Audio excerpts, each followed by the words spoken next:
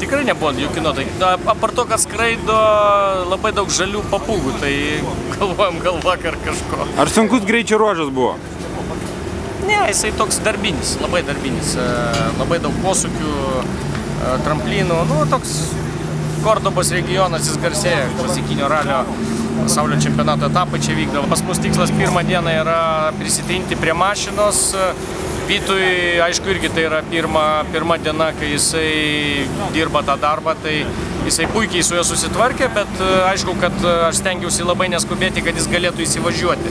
Tai tikrai labai gera diena, aš įsitikinęs, kad rytoj jis galutinai įsivažiuos. Patenkintas šturmano naujoko darbo? Kol kas labai patenkintas. Kol kas labai patenkintas, galvoju, kad jis geriau pasirodė negu aš, kaip pirmą kartą važiavau 2003 metais šturmano Dakare. Nu, man irgi prie mašinos reikia prisidirbti. Mašina yra visiškai nauja, ta prasme, aš su ja dar nesu važiavęs jokiose varžybose. Tai jo, rytoj ypatingai sunki diena. Tai kokios mintis?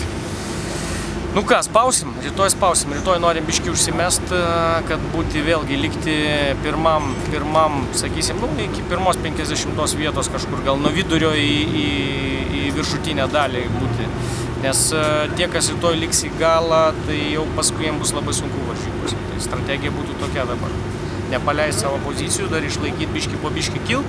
Paskui kitas dienas galima bus jau ramiai važiuoti, nelekant.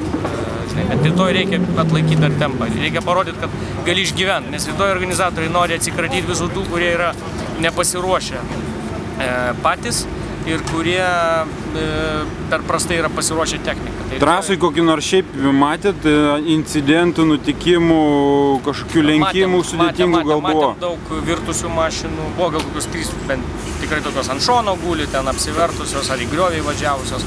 Matėm taip pat, nu, tikrai nemažai tokių, kai trenkia į kažkokį akmenį, į uolą ir ten jau matai, kad jau jie remontuoja tą mašiną. Tai tokių daug, aš nežinau, kokie 15 mašinų turbūt trasai stovėjo tokios, sakau, remontuoja. Automobilio būklė kokia?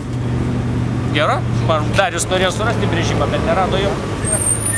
Tai mechanikai nerado prie ko prisikabinti? Nu tai, žinai, viskas paaiškės, aišku, kai jie inspekciją atliks palindę po mašiną, bet kol kas išoriškai viskas gerai, viskas tvarkoja, mes patenkinti. Iš tikrųjų neturėjom jokių incidentų, niekur netrenkėm, nieko nekabinom, tai visos padangos veikos, viskas gerai. Sėkmės tada rytoj.